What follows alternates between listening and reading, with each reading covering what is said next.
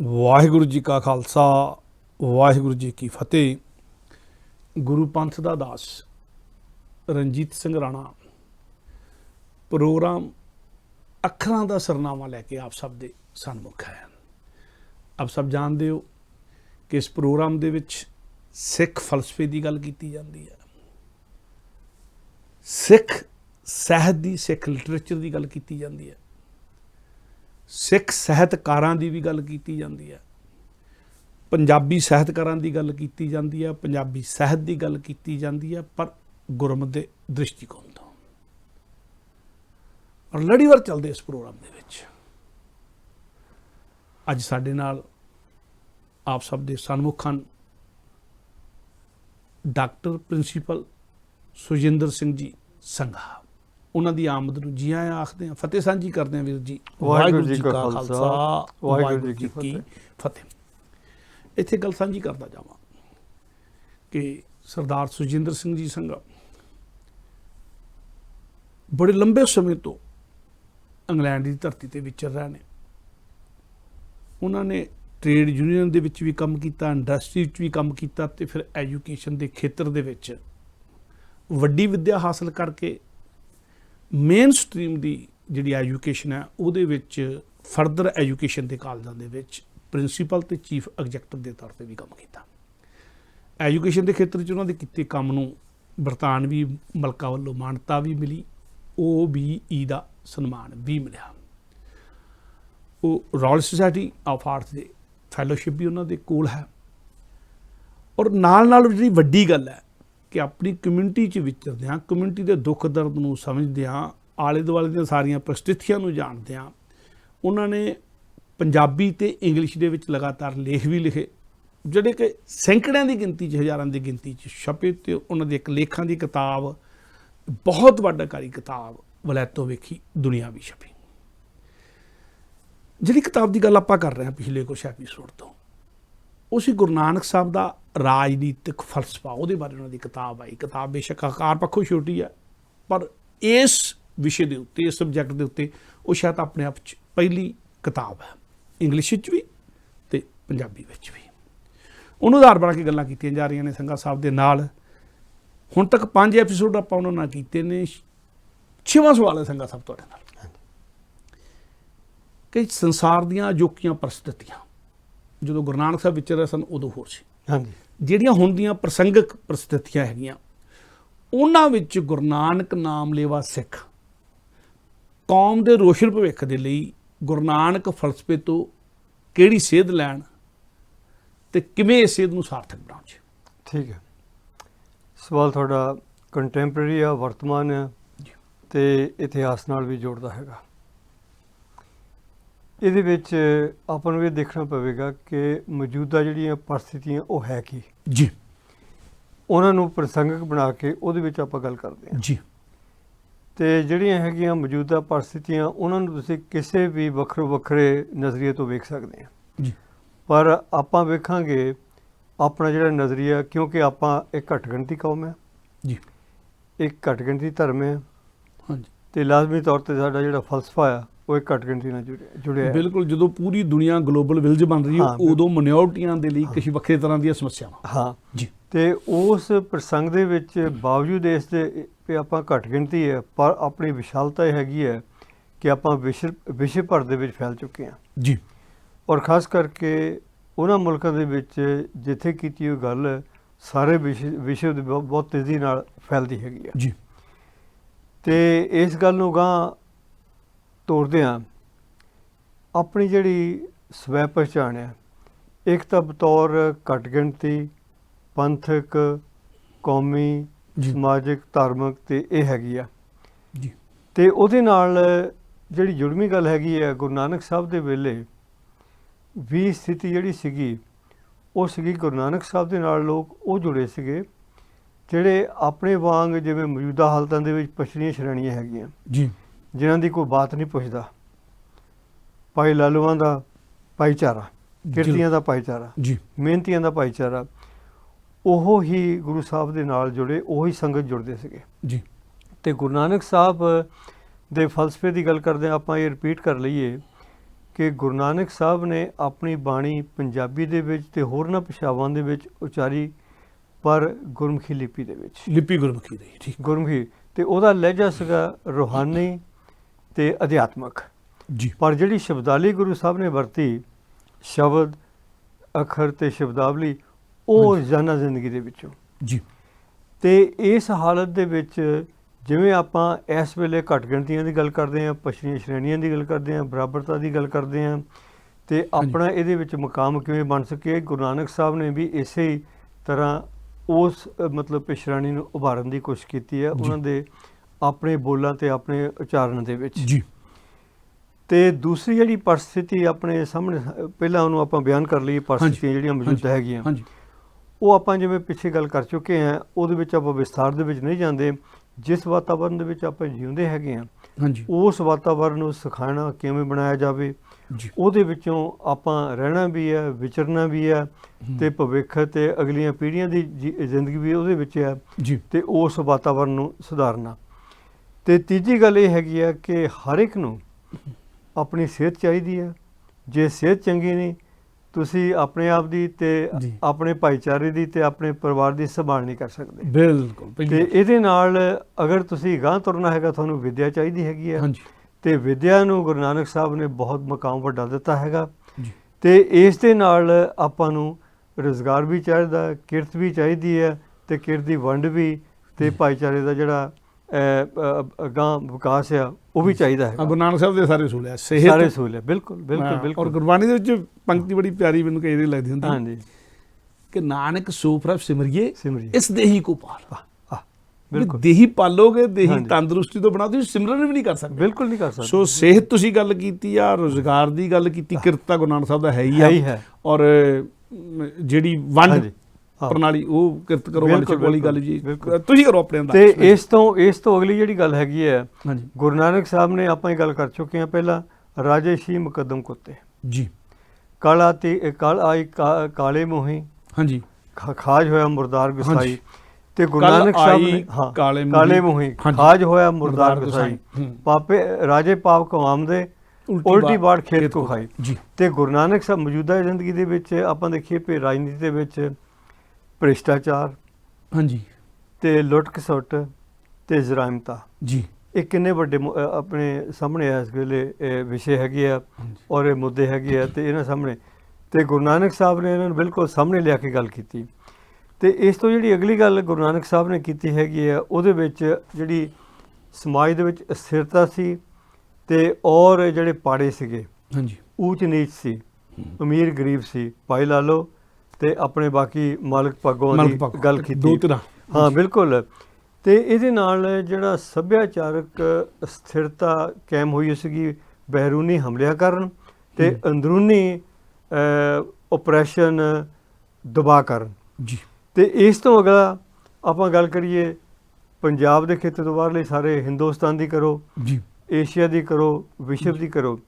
ਇਸ ਵੇਲੇ ਜਿਹੜੇ ਵੱਡੇ ਵਿਸ਼ੇ ਹੈਗੇ ਆ, ਉਹਨਾਂ ਦੇ ਵਿੱਚ ਇੱਕ ਤਾਂ ਦੁਨੀਆ ਦੇ ਵਿੱਚ ਜਿਹੜੀ ਰਾਜਨੀਤਿਕ ਸ਼ਕਤੀ ਤੇ ਆਧਾਰਿਤ ਹਥਿਆਰਾਂ ਦੀ ਦੌੜ ਹੈਗੀ ਆ, ਫੌਜਾਂ ਦੀ ਆਪੋ ਵਿੱਚ ਕੰਪੀਟੀਸ਼ਨ ਹੈਗਾ ਵੱਡੀਆਂ ਪਾਵਰਾਂ ਦਾ ਜੀ, ਉਹਦੇ ਵਿੱਚ ਦੁਨੀਆ ਦਾ ਬਹੁਤ ਵੱਡਾ ਜਿਹੜਾ ਧਨ ਆ, ਦੌਲਤ ਆ, ਕਮਾਈ ਆ, ਕਿਰਤ ਆ, ਉਹ ਉਹਦੇ ਵਿੱਚ ਖਪਤ ਹੋ ਰਹੀ ਆ ਜੀ। ਇਹ ਇੱਕ ਬਹੁਤ ਵੱਡਾ ਮਸਲਾ ਹੈਗਾ ਆਪਣੇ ਸਾਹਮਣੇ ਜੀ। ਔਰ ਇਹਦੇ ਨਾਲ ਲੱਗਦੀ ਗੱਲ ਇਹ ਹੈਗੀ ਹੈ ਕਿ ਜਿਹੜੇ ਦੁਨੀਆ ਦੇ ਵਿੱਚ ਸੋਮੇ ਹੈਗੇ ਆ ਜ਼ਿੰਦਗੀ ਦੇ, ਉਹ ਕੇਂਦਰਿਤ ਹੈਗੇ ਆ ਬਹੁਤ ਘੱਟ ਲੋਕਾਂ ਦੇ ਵਿੱਚ। ਜੇ ਮੁਲਕਾਂ ਦੀ ਗੱਲ ਕਰੀਏ, ਤੇ ਜੇ ਵਿਸ਼ਵ ਦੀ ਗੱਲ ਕਰੀਏ, ਥੋੜ੍ਹੇ ਮੁਲਕਾਂ ਦੇ ਵਿੱਚ ਇਹ ਕੇਂਦਰਿਤ ਹੈਗੇ ਆ। ਉਹਦੇ ਵਿੱਚ ਸਾਰਾ ਜਿਹੜਾ ਸੰਦਰਭ ਆ, ਉਹਦੇ ਵਿੱਚ ਸੰਤੁਲਿਤ ਨਹੀਂ ਬਣ ਰਿਹਾ ਜੀ। ਤੇ ਉਹਦੇ ਵਾਸਤੇ ਆਪਾਂ ਪੰਚਾਇਤ ਕਾਇਮ ਕੀਤੀ ਯੂਨਾਈਟਿਡ ਨੇਸ਼ਨ ਦੇ ਰੂਪ ਦੇ ਵਿੱਚ ਪਿਛਲੀ ਵਰਲਡ ਵਾਰ 2 ਤੋਂ ਬਾਅਦ। ਉਸ ਯੂਨਾਈਟਿਡ ਨੇਸ਼ਨ ਦੀ ਬਹੁਤ ਸੀਮਤ ਪ੍ਰਭਾਵਤਾ ਬਣ ਸਕੀ, ਕਿਉਂਕਿ ਉਹ ਡਿਪੈਂਡੈਂਟ ਕਰਦੀ ਹੈ ਆਪਣੇ ਆਪ ਨੂੰ ਕਾਇਮ ਰੱਖਣ ਵਾਸਤੇ ਵੱਡੀਆਂ ਪਾਵਰਾਂ, ਅਮਰੀਕਾ ਤੇ ਜਾਂ ਦੂਜੀਆਂ ਵੱਡੀਆਂ ਪਾਵਰਾਂ ਤੇ, ਜਿਨ੍ਹਾਂ ਕੋਲ ਵੀਟੋ ਆ ਜੀ, ਜਿਹਨਾਂ ਜੀ ਬਿਲਕੁਲ ਉਹਨਾਂ ਨੇ ਆਪਣੇ ਸੋਮੇ ਦੇਣੇ ਆ, ਤੇ ਆਪਣੀ ਗੱਲ ਕਰਵਾਉਣੀ ਹੈ, ਤੇ ਆਪਣੀ ਗੱਲ ਮਨਵਾਉਣੀ ਹੈ। ਤੇ ਜਿਹੜੀਆਂ ਮਤਲਬ ਕਿ 5 ਵੱਡੀਆਂ ਤਾਕਤਾਂ ਸਿਕਿਉਰਿਟੀ ਕਾਉਂਸਲ ਤੇ ਆ, ਉਹਨਾਂ ਦੇ ਵਿੱਚ ਜਿਹੜੀ ਆ ਸਰਬਸੰਮਤੀ ਨਹੀਂ ਬਣਦੀ। ਉਹ ਇੱਕ ਨੂੰ ਉਧਾਰਿਆ ਵੀਟੋ ਕਰਨ ਦਾ। ਉਹ ਜੇ ਮਤਲਬ ਕਿ ਜੇ 3 ਵਿਸ਼ਵ ਦੀਆਂ ਪੱਛਮੀ ਤਾਕਤਾਂ ਇੱਕ ਪਾਸੇ ਹੋਣ, ਤੇ ਦੂਜੇ ਪਾਸੇ ਚੀਨ ਜਾਂ ਰੂਸ ਵਾਲੇ ਉਹ ਇੱਕ ਵੀ ਵੀਟੋ ਕਰ ਦਿੰਦੇ, ਜਿਹੜਾ ਮਸਲਾ ਉਹ ਗਾਹ ਨਹੀਂ ਤੁਰਦਾ। ਸੋ ਇਸ ਹਾਲਤ ਦੇ ਵਿੱਚ ਗੁਰੂ ਨਾਨਕ ਸਾਹਿਬ ਦੀ ਜਿਹੜੀ ਅਗਵਾਈ ਹੈ, ਜਿਹੜਾ ਫਲਸਫਾ, ਉਹਦੇ ਵਿੱਚ ਮੁੜ ਕੇ ਗੱਲ ਉੱਥੇ ਆਉਂਦੀ ਆ ਕਿ ਜਿਹੜਾ ਬੁਨਿਆਦੀ ਮਨੁੱਖੀ ਸ਼੍ਰਿਸ਼ਟਾਚਾਰ ਆ, ਜੀ, ਜਿਹੜਾ ਸਦਾਚਾਰ ਆ, ਜਿਹੜੀ ਅਗਵਾਈ ਆ, ਉਹ ਤੁਸੀਂ ਕਿੱਥੋਂ ਲੈਣੀ ਆ। ਜੀ, ਜੇ ਤਾਂ ਤੁਸੀਂ ਅਗਵਾਈ ਲੈਣੀ ਹੈਗੀ ਆ ਪਦਾਰਥਕ ਫਲਸਿਆਂ ਦੇ ਵਿੱਚੋਂ, ਜੀ, ਉਹਦੇ ਵਿੱਚ ਤਾਂ ਭੰਨ ਤੋੜ ਆ, ਜੀ, ਉਹਦੇ ਵਿੱਚ ਤਾਂ ਖਿਚਾਅ ਆ, ਉਹਦੇ ਵਿੱਚ ਅਸਤੁਲਨ ਆ, ਤੇ ਤੁਸੀਂ ਕਿਸੇ ਫਲਸਫੇ ਨੂੰ ਜਿੰਨਾ ਮਰਜ਼ੀ ਉਭਾਰ ਕੇ ਪੇਸ਼ ਕਰ ਲਓ, ਪਰ ਅੰਤ ਦੇ ਵਿੱਚ ਜੇ ਮਨੁੱਖ ਦਾ ਸੁਧਾਰ ਨਹੀਂ ਹੁੰਦਾ ਤੇ ਮਨੁੱਖ ਤੇ ਆਧਾਰਿਤ ਸਮਾਜਾਂ ਦਾ ਸੁਧਾਰ ਨਹੀਂ ਹੁੰਦਾ, ਸਮਾਜਾਂ ਦੇ ਆਧਾਰਿਤ ਵਿਸ਼ਵ ਦਾ, ਦੁਨੀਆ ਦਾ ਸੁਧਾਰ ਨਹੀਂ ਹੁੰਦਾ, ਤੇ ਜਿਹੜੀ ਗੱਲ ਗਾਂ ਤੁਰਦੀ ਹੈ ਨਹੀਂ। ਫਲਸਫੇ ਨੇ ਸੁਧਾਰ ਕਰਨਾ ਹੁੰਦਾ ਹੈ, ਬਿਲਕੁਲ ਆਧਾਰ ਕਰਨਾ ਹੁੰਦਾ, ਤੇ ਆਪਾਂ ਉਸੇ ਫਲਸਫੇ ਦੀ ਗੱਲ ਕਰਦੇ ਹੈਗੇ ਆ। ਤੇ ਉਹ ਜਿਹੜਾ ਰਾਜਨੀਤਿਕ ਫਲਸਫਾ ਹੈ, ਉਹਦੇ ਵਿੱਚ ਜਿਵੇਂ ਆਪਾਂ ਗੱਲ ਜਿੱਥੋਂ ਸ਼ੁਰੂ ਕੀਤੀ ਸੀ, ਗੁਰੂ ਨਾਨਕ ਸਾਹਿਬ ਨੇ ਜਿਸ ਭਾਸ਼ਾ ਦੇ ਵਿੱਚ ਆਪਾਂ ਨੂੰ ਇਹ ਸਾਰਾ ਬਿਰਤਾਂਤ ਸਮਝਾਉਣ ਦੀ ਕੋਸ਼ਿਸ਼ ਕੀਤੀ, ਉਹਦੇ ਵਿੱਚ ਗੁਰਬਾਣੀ ਦੇ ਇਹ ਵੀ ਵਾਰ-ਵਾਰ ਆਉਂਦਾ ਹੈਗਾ ਕਿ ਖੋਜਤ ਬਹੁ ਪ੍ਰਕਾਰੇ ਸਰਬ ਅਰਥ ਵਿਚਾਰੇ। ਜੀ, ਜਿਹੜੀ ਬਾਣੀ ਹੈਗੀ ਹੈ ਗੁਰੂ ਨਾਨਕ ਸਾਹਿਬ ਦੀ, ਤੇ ਬਾਕੀ ਵੀ ਸਾਰੀ ਗੁਰਬਾਣੀ ਹੈਗੀ ਹੈ, ਉਹਨੂੰ ਤੁਸੀਂ ਸਮਝਣਾ, ਉਹਦਾ ਵਰਣਨ ਕਰਨਾ, ਉਹਦੀ ਵਿਆਖਿਆ ਕਰਨੀ, ਉਹਦੇ ਭਾਵ ਅਰਥ ਸਮਝਣੇ, ਤੇ ਉਹਨਾਂ ਨੂੰ ਸਮਝ ਕੇ ਲਾਗੂ ਕਰਨਾ, ਇਹ ਬਹੁਤ ਜ਼ਰੂਰੀ ਹੈ। ਔਰ ਜਿਵੇਂ ਆਪਾਂ ਹਰ ਸਵੇਰੇ ਸੁਣਦੇ ਆ ਜਾਂ ਪੜ੍ਹਦੇ ਆ ਹੁਕਮਨਾਮਾ, ਚਾਹੇ ਹਰਿਮੰਦਰ ਸਾਹਿਬ ਤੋਂ ਘਰ ਬੈਠੇ ਪੜ੍ਹ ਲਓ ਜੀ, ਜਾਂ ਬਾਹਰ ਵਿਚਰਦੇ ਸੁਣ ਲਓ, ਜਾਂ ਤੁਸੀਂ ਆਪ ਪਾਠ ਕਰਕੇ ਹੁਕਮਨਾਮਾ ਜੀ, ਉਹ ਜਿਹੜਾ ਹੁਕਮਨਾਮਾ ਹੈਗਾ, ਉਹ ਆਪਾਂ ਇੱਦਾਂ ਦੇਖਦੇ ਪਏ ਅੱਜ ਦੇ ਸੰਦਰਭ ਦੇ ਵਿੱਚ ਸਾਡੀ ਆਪਣੀ ਜ਼ਿੰਦਗੀ, ਸਾਡੀ ਪਰਿਵਾਰਕ ਜ਼ਿੰਦਗੀ, ਸਾਡੀ ਸਮਾਜਿਕ, ਉਹਦੇ ਵਿੱਚ ਕਿਵੇਂ ਲਾਗੂ ਹੁੰਦਾ, ਜੀ, ਉਹਦੇ ਵਿੱਚ ਸਾਨੂੰ ਕੀ ਸੇਧ ਮਿਲਦੀ ਹੈ।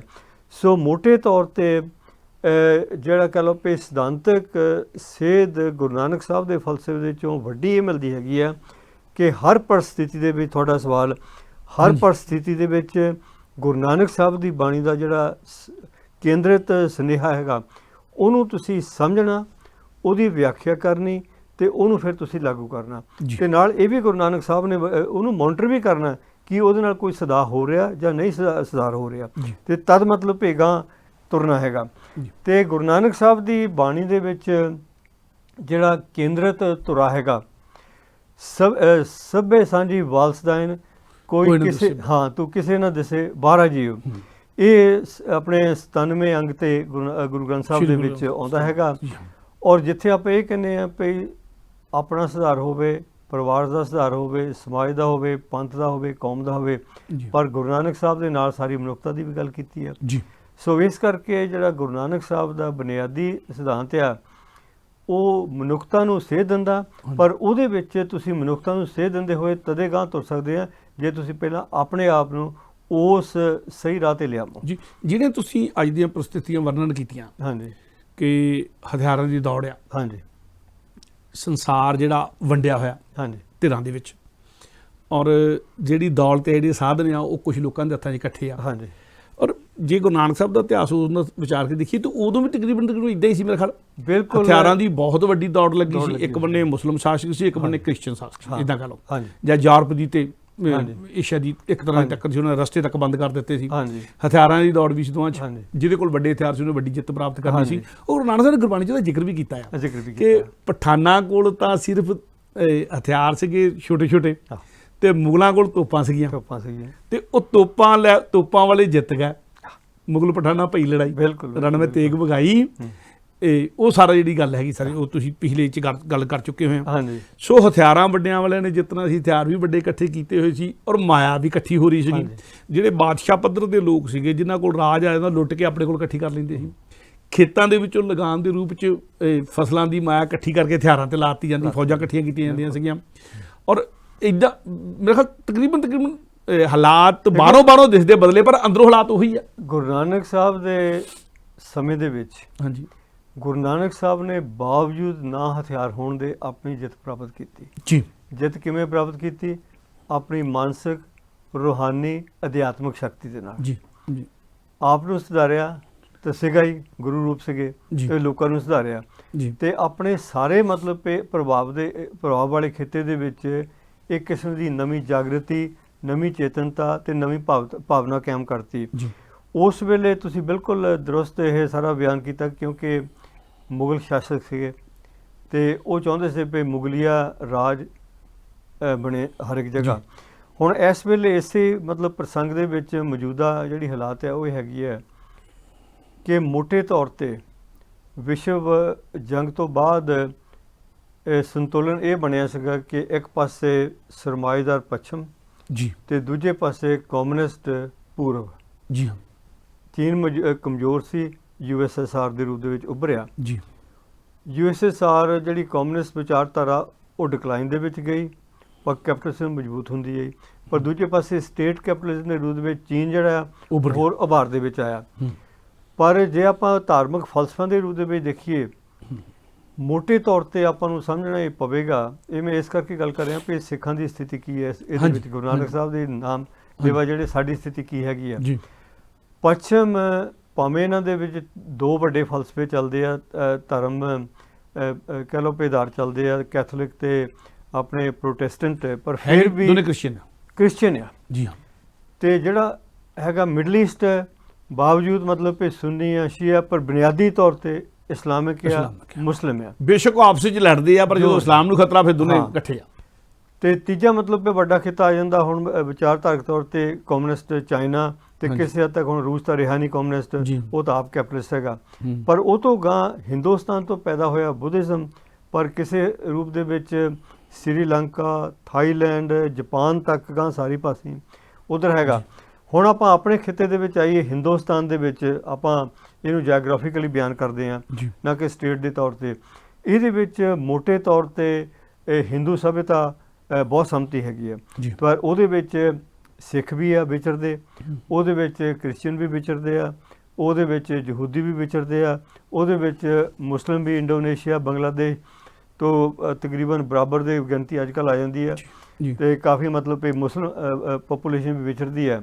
ਪਰ ਸਾਡੇ ਪਾਸੇ ਗੁਰੂ ਨਾਨਕ ਸਾਹਿਬ ਦੇ ਫਲਸਫੇ ਦੇ ਪ੍ਰਸੰਗ ਦੇ ਵਿੱਚ ਸਭ ਤੋਂ ਵੱਧ ਵਿਸ਼ਲੇਸ਼ਣ ਕਰਨ ਵਾਲੀ ਗੱਲ ਇਹ ਹੈਗੀ ਹੈ ਕਿ ਸਿੱਖਾਂ ਦੀ ਸਥਿਤੀ ਕੀ ਬਣਦੀ ਹੈਗੀ ਜੀ।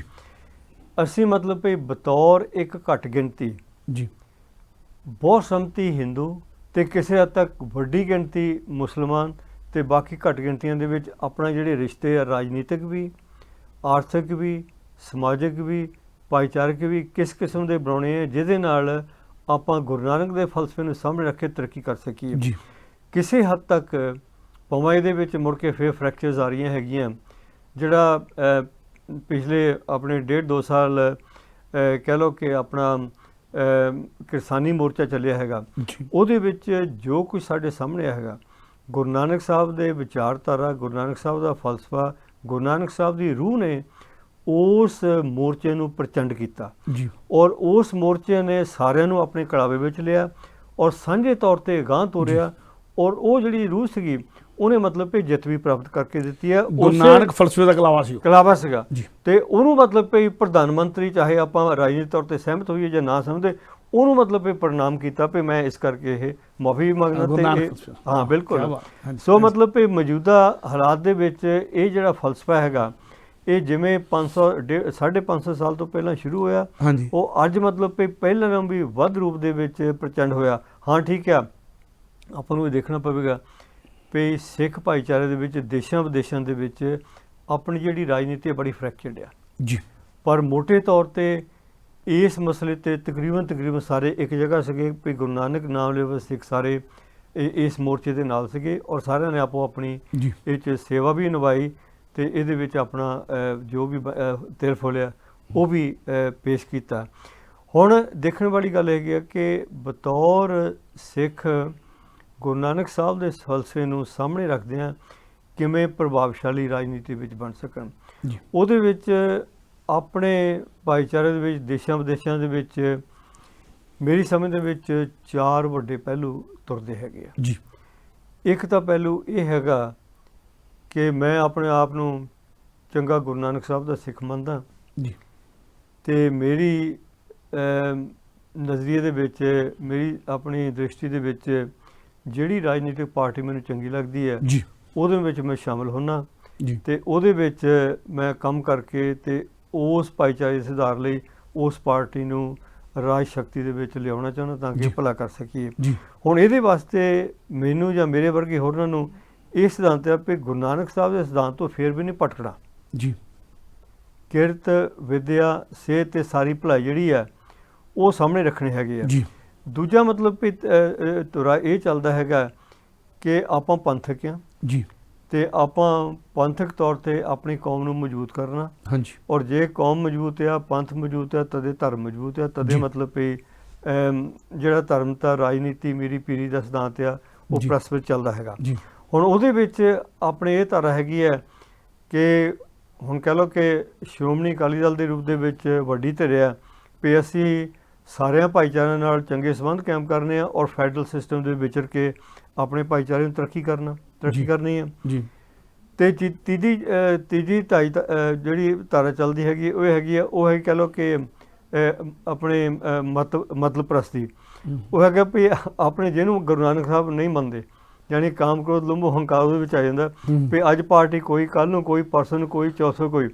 ਯਾਨੀ ਗੁਰੂ ਨਾਨਕ ਸਾਹਿਬ ਦੇ ਫਲਸਫੇ ਦੇ ਮੁਤਾਬਿਕ ਜਿਹੜੀ ਵਿਚਾਰਧਾਰਾ ਤੁਸੀਂ ਅਪਣਾਈ ਆ ਉਹਨੂੰ ਤੁਸੀਂ ਸ਼ਿਸ਼ਟਾਚਾਰ ਤੇ ਸਦਾਚਾਰ ਦੇ ਵਿੱਚ ਰੱਖੋ।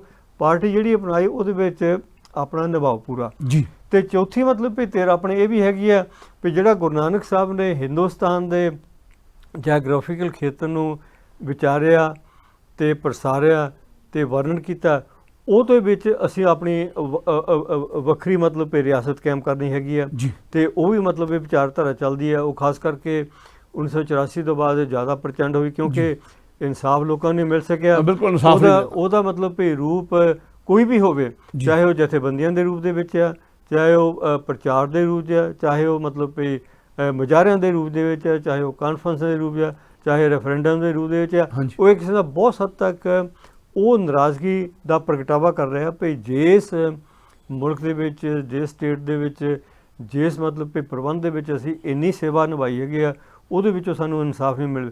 ਇਹ ਮਤਲਬ ਵੀ ਚਾਰ ਵੱਖਰੇ ਇਸ ਅਗਲੇ ਪ੍ਰਬੰਧ ਵੀ ਆਪਣਾ ਚਾਹੀਦਾ ਚੱਲਦੀਆਂ ਹੈਗੀਆਂ।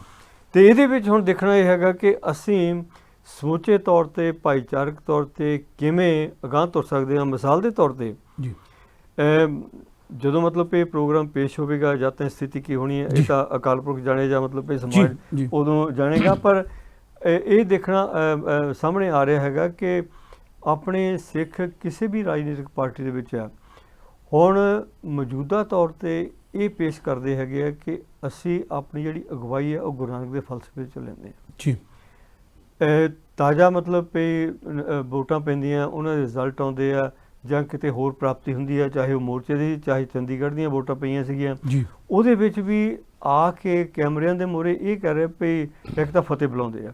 ਜੀ ਇਹ ਤੁਸੀਂ ਦੇਖੋ ਵੀ ਪਿਛਲੇ ਇਹਨਾਂ ਵਰ੍ਹਿਆਂ ਦੇ ਵਿੱਚ ਇੱਕ ਨਵਾਂ ਫਤਿਹ ਬਿਲਕੁਲ ਇਹ ਨਵਾਂ ਮਤਲਬ ਵੀ ਇੱਕ ਕਿਸਮ ਦਾ ਜਾਗਰਤੀ ਕਰੋ, ਸੱਭਿਆਚਾਰਕ ਚੇਤਨਤਾ ਪੈਦਾ ਹੋਈ ਹੈ ਜੀ ਵੀ ਵਾਹਿਗੁਰੂ ਜੀ ਕਾ ਖਾਲਸਾ ਵਾਹਿਗੁਰੂ ਜੀ ਕੀ ਫਤਿਹ। ਤਕਰੀਬਨ ਸਾਰੀਆਂ ਰਾਜਨੀਤਿਕ ਪਾਰਟੀਆਂ ਦੇ ਵਿੱਚ ਇਹ ਗੱਲ ਸਾਹਮਣੇ ਆਉਣ ਲੱਗ ਪਈ ਹੈ। ਜੀ ਤੇ ਫਿਰ ਮਤਲਬ ਵੀ ਜਕਾਰਾ ਬਣਾਉਣ ਲੱਗ ਪਏ ਸਾਰੇ। ਜੀ ਤੇ ਜੇ ਮਤਲਬ ਖੁਸ਼ੀ ਮਹਿਸੂਸ ਹੁੰਦੀ ਹੈ ਜਾਂ ਜਿੱਤ ਮਹਿਸੂਸ ਹੁੰਦੀ ਹੈ ਤੇ ਫਿਰ ਵੀ ਜਕਾਰਾ ਲਾਇਆ ਜਾਂਦਾ। ਜੀ ਦੂਜੇ ਲਫ਼ਜ਼ਾਂ ਵਿੱਚ ਜਿਵੇਂ ਮਤਲਬ ਇਹ ਕਹਿ ਰਹੇ ਨਾ ਵੀ ਇਹ ਸੈਕੂਲਰ ਬੋਲੀ ਸਭ ਦੀ ਸਾਂਝੀ ਹੈ। ਹਾਂਜੀ। ਹੁਣ ਮਤਲਬ ਵੀ ਸਿੱਖ ਭਾਸ਼ਾ ਗੁਰੂ ਨਾਨਕ ਸਾਹਿਬ ਦੀ ਭਾਸ਼ਾ ਇਹ ਤਕਰੀਬਨ ਸਭ ਦੀ ਸਾਂਝੀ ਭਾਸ਼ਾ ਬਣ ਰਹੀ ਹੈਗੀ ਹੈ। ਜੀ ਇਹਦਾ ਮਤਲਬ ਹੈ ਵੀ ਅਸੀਂ ਗੁਰੂ ਨਾਨਕ ਫਲਸਫੇ ਦੀ ਭਾਸ਼ਾ ਜਿਹੜੀ ਫਲਸਫੇ ਦੀ ਭਾਸ਼ਾ ਹੈ ਜੀ ਜੀ ਵੀ ਇਹ ਮਤਲਬ ਜਿਹੜਾ ਪ੍ਰਚੰਡ ਹੋ ਰਿਹਾ ਇਹ ਜਿੱਤ ਹੋ ਰਿਹਾ ਆਪਾਂ ਅਗਾਂਹ ਵਧ ਰਹੇ ਹੈਗੇ ਹਾਂ। ਜੀ ਜੀ ਤੇ ਬਾਕੀ ਹੁਣ ਅਗਲਾ ਸਾਲ ਤੁਹਾਡਾ ਬਿਲਕੁਲ ਸਮਾਂ ਵੀ ਹਾਂਜੀ। ਹੋ ਗਿਆ ਨੇੜੇ ਜੀ। ਜਿਹੜੀ ਤੁਸੀਂ ਗੱਲਾਂ ਕਹੀਆਂ ਮੈਂ ਉਹਨੂੰ ਬੇਸ਼ੱਕ ਸਮ ਅਪ ਕਰਦਾ ਜਾਵਾਂ, ਨਾਲ ਹੀ ਸਮਾਂ ਹੋ ਗਿਆ ਹੈ। ਬਾਕੀ ਗੱਲਾਂ ਆਪਾਂ ਅਗਲੇ ਐਪੀਸੋਡ ਦੇ ਵਿੱਚ ਕਰਾਂਗੇ ਕਿ ਬੇਸ਼ੱਕ ਸਾਡੇ ਗੁਰੂ ਨਾਨਕ ਸਾਹਿਬ ਨੂੰ ਮੰਨਣ ਵਾਲੇ ਜਿਹੜੇ ਮੌਜੂਦਾ ਤੌਰ ਤੇ ਸਿੱਖ ਨੇ ਬੇਸ਼ੱਕ ਉਹ ਚਾਰ ਵੱਖਰੀਆਂ ਵਿਚਾਰਧਾਰਾਵਾਂ ਦੇ ਵਿੱਚ ਵੰਡੇ ਹੋਏ ਨੇ, ਪਰ ਬੁਨਿਆਦੀ ਤੌਰ ਤੇ ਗੁਰੂ ਨਾਨਕ ਸੱਭਿਆਚਾਰ ਨੂੰ ਨਾਲ ਲੈ ਕੇ ਤੁਰਦੇ ਨੇ। ਪਰ ਉਹਨਾਂ ਵਿੱਚੋਂ ਜਿਹੜੀਆਂ ਸੰਗਤ ਸਾਹਿਬ ਨੇ ਖਾਸ ਜ਼ੋਰ ਦੇ ਕੇ ਜਿਹੜੀ ਗੱਲ ਕਹੀ ਕਿ ਵਿਚਾਰਧਾਰਾ ਤੁਸੀਂ ਬੇਸ਼ੱਕ ਕਿਸੇ ਵੀ ਪਾਰਟੀ 'ਚ ਰੱਖ ਕੇ ਜਿਵੇਂ ਮਰਜ਼ੀ ਗੁਰੂ ਨਾਨਕ ਵਿਚਾਰਧਾਰਾ ਨਾਲ ਜੁੜੇ ਹੋ, ਕਿਰਤ ਨਾਲ ਜੁੜੇ ਹੋਵੋ, ਉਹ ਅਪਣਾ ਸਕਦੇ ਹੋ। ਪਰ ਜਦੋਂ ਤੁਸੀਂ ਮਤਲਬ ਪ੍ਰਸਤੀ ਕਰਦੇ ਹੋ ਜਿੱਥੇ ਵੀ ਬੈਠੇ ਹੋ ਉੱਥੇ ਬੈਠ ਕੇ, ਬੇਸ਼ੱਕ ਉਹ ਕੋਈ ਵੀ ਤੁਹਾਡੀ ਵਿਚਾਰਧਾਰਾ ਹੋਵੇ, ਜਦੋਂ ਤੁਸੀਂ ਇੱਕ ਦੂਜੀ ਪਾਰਟੀ ਵੱਲ ਦੂਜੀ ਤੋਂ ਤੀਜੀ ਆਪਣੇ ਨਿੱਜੀ ਮਫਾਦਾਂ ਦੇ ਲਈ ਉਸ ਗੱਲ ਤੋਂ, ਉਸ ਸਵਾਰਥ ਤੋਂ ਗੁਰੂ ਨਾਨਕ ਫਲਸਫਾ ਰੋਕਦਾ ਹੈ, ਮਨੁੱਖ ਨੂੰ ਚੰਗਾ ਕਿਰਦਾਰ ਜੀਣ ਲਈ ਕਹਿੰਦਾ ਹੈ। ਇਸੇ ਕਰਕੇ ਗੁਰੂ ਨਾਨਕ ਫਲਸਫੇ ਦੀ ਜਿਹੜੀ ਮੁੱਖ ਗੱਲ ਹੈ ਗੁਰੂ ਨਾਨਕ ਸਾਹਿਬ ਦੇ ਮੁਖਾਰਬਤ ਤੋਂ ਜੇ ਕਹਾਣੀ ਹੋਵੇ ਤਾਂ ਗੁਰੂ ਨਾਨਕ ਸਾਹਿਬ ਕਹਿੰਦੇ ਨੇ ਕਿ ਬੇਸ਼ੱਕ ਸੱਚ ਸਾਰਿਆਂ ਤੋਂ ਉੱਪਰ ਹੈ, ਪਰ ਸੱਚ ਤੋਂ ਉੱਪਰ ਸੱਚਾ ਆਚਾਰ ਹੈ, ਸੱਚਾ ਕਿਰਦਾਰ ਹੈ, ਉੱਪਰ ਸੱਚ ਵਿਚਾਰ ਵਿੱਚ। ਉੱਪਰ ਸੱਚ ਆਚਾਰ ਹੈ। ਸੋ ਸੱਚ ਜਿਹੜਾ ਬਹੁਤ ਉੱਪਰ ਹੈ, ਫਲਸਫਾ ਸੱਚ ਦੇ ਨਾਲ ਜੁੜਿਆ ਹੁੰਦਾ, ਪਰ ਸੱਚਾ ਕਿਰਦਾਰ ਜਿਹੜਾ ਫਲਸਫੇ ਦੇ ਆਧਾਰ ਤੇ ਜੀਣਾ ਹੁੰਦਾ ਉਹ ਸਭ ਤੋਂ ਉੱਪਰ ਹੁੰਦਾ। ਸੱਚਾ ਕਿਰਦਾਰ ਪੈਦਾ ਕਰਨਾ ਪਊਗਾ, ਸੱਚਾ ਆਚਾਰ ਤੇ ਸੱਚਾ ਵਿਚਾਰ ਪੈਦਾ ਕਰਨਾ ਪਊਗਾ। ਇਹ ਗੁਰੂ ਨਾਨਕ ਦੇ ਫਲਸਫੇ ਦੀ ਖਾਸੀਅਤ ਹੈ ਔਰ ਇਹਨੂੰ ਲੈ ਕੇ ਆਪਾਂ ਅਗਾਂਹ ਤੁਰਨਾ ਹੈ। ਸੰਗਾ ਸਾਹਿਬ ਜੀ ਆਪ ਦਾ ਬਹੁਤ ਬਹੁਤ ਧੰਨਵਾਦ। ਜਿੱਥੇ ਉਹ ਗੱਲ ਛੱਡੀ ਉੱਥੇ ਅਗਲੇ ਐਪੀਸੋਡ ਸ਼ੁਰੂ ਕਰਾਂਗੇ। ਜੁੜੇ ਰਹੋ ਜੀ ਸੰਗਤ ਟੈਲੀਵਿਜ਼ਨ ਨਾਲ। ਆਓ ਇੱਕ ਵਾਰੀ ਫਤਿਹ ਸਾਂਝੀ ਕਰਦੇ ਹਾਂ। ਵਾਹਿਗੁਰੂ ਜੀ ਕਾ ਖਾਲਸਾ, ਵਾਹਿਗੁਰੂ ਜੀ ਕੀ ਫਤਿਹ।